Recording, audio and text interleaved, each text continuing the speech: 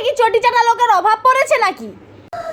নমস্কার, আমি টুম্পা। ভাতার রাজ্য পশ্চিমবঙ্গ, এই না ভাতাশ্রী পশ্চিমবঙ্গ, মুখ্যমন্ত্রীর নয়া প্রকল্প মানে নয়া ভাতা, শ্রমশ্রী ভাতা, মানে যারা পরিযায়ী শ্রমিক বাংলা থেকে ভিন রাজ্যে কাজ করে তাদের নাকি মাননীয় বাংলায় নিয়ে এসে 5,000 টাকা করে ভাতা দেবে পার মান, তাও আর মাত্র 1 বছর। প্রথম কথা মাননীয়, আপনি যে হাওয়াই চটি সুতির শাড়ি আর মাসে যে আপনি খান তার কি খরচ ওই 5,000 টাকায় হয়? যে আপনি যারা কাজ করে ভিন রাজ্যে তাদেরকে নিয়ে এসে 5,000 টাকা হাতে দিয়ে ভাতা হিসেবে দিয়ে বাংলায় বসিয়ে রাখতে চাইছেন? বাংলায় তো কাজই নেই। ওখানে তো মানুষ, অন্যান্য রাজ্যে মানুষ ভাতা পায়, হাজিরা পায় 700 থেকে 800-900 টাকা, এমন কোনো ক্ষেত্রে 1000-1500 টাকা তারা ভাতা পায়। তাদের মাসিক ইনকাম হচ্ছে 25 থেকে 30,000, এমনকি 40,000, এর বেশিও হতে পারে, সচরাচর এর কম হয় না। বাংলায় কি চটি চাটা লোকের অভাব পড়েছে আপনার? অবশ্য অভাব পড়তেও পারে, কারণ বাংলার মানুষ এখন সব বুঝে গেছে আপনার স্কিমবাজি। কেউ আপনার এখন আর অত সহজে চটি চাটতে যায় না। যাদের চটি চাটলে আপনার সংসার চলে তারাই একমাত্র আপনার চটি চাটে। তাই আপনার এখন নজর পড়েছে ওই পরিযায়ী শ্রমিকদের দিকে। তাদেরকে নিয়ে এসে বাংলায় বসিয়ে 5,000 টাকা ভাতা দিয়ে 1 বছর ধরে আপনার চটি চাটাবেন, এই প্ল্যানিং আপনার? প্রথম কথা, 5,000 টাকা কারো কোনো সংসার যায় না। তারা কেউ কোনো পরিযায়ী শ্রমিক এই বাংলায় আর ফিরে আসবে না।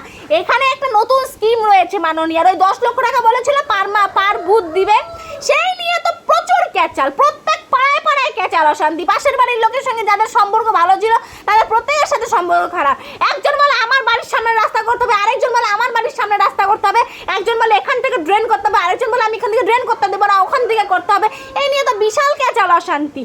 তাই ওই 10 লক্ষ টাকা কতটাও সেভ করে নিয়ে বুথ খরচ হিসেবে বাঁচানো যাবে, যেহেতু মাননীয় ফ্লাশ আউট করে দিয়েছে, বলে দিয়েছে, এখন নিজেই ফ্যান্দায় পড়েছে।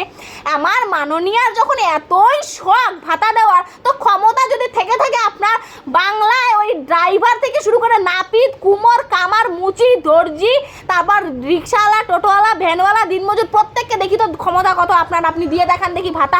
এমনি তো রাজ্য গেছে অপাতে, আরও যাক, এমনি কয়েকশো লক্ষ কোটি টাকা আপনি ঋণ করে রেখেছেন, আরও ঋণ করুন, আরও রাজ্যটাকে অপাতে দিন। এমন একটা মুখ্যমন্ত্রী আমাদের রাজ্যে দেখিনি আমি, আর দেখতেও চাই না কোনোদিনও, যে কিনা গোটা রাজ্যবাসীর ভবিষ্যৎটা একদম অন্ধকার করে রেখে দিয়েছে। এখন তার নতুন করে চোখ পড়েছে গিয়ে সেই পরিযায়ী শ্রমিকদের দিকে। এই হচ্ছে বাংলার দুর্দশা। 5,000 খালি ভাতার ভাতা, দূর দূরান্ত পর্যন্ত একটাই শব্দ, ভাতার ভাতা, ভাতার ভাতা। ভাতা ছাড়াই বাংলায় আর কিচ্ছু নেই। এই ভাতা দেখবেন ওই কোনো পরিযায়ী শ্রমিক ওই 25,000, 30,000, 40,000 ছেড়ে এই 5,000 টাকা ভাতা নিতে আর আসবে না, তাও আবার 1 বছর। 1 বছর পরে তারা কি করবে? এটা থেকে আবার ওই বুথ খরচ বের করানোর চেষ্টা চলবে। দেখবেন যত নেতা রয়েছে তাদের ঘনিষ্ঠ লোক আর তাদের বাড়িতে প্রত্যেকে 1-2 জন এখন দেখবেন পরিযায়ী শ্রমিক হয়ে গেছে, আর তারা প্রত্যেকে এই সমষ্টি ভাতার 5,000 টাকা করে পাচ্ছে। আর তার মধ্যে থেকে যে নেতাদের হাত খরচ, এখান থেকে হাত খরচটা নেতাদের বেরিয়ে আসবে। আর 2 নাম্বার কথা, তার মধ্যে যদি কিছু বেঁচে টেচে থাকে তাহলে পরে বুথ খরচটাও বেরিয়ে আসবে।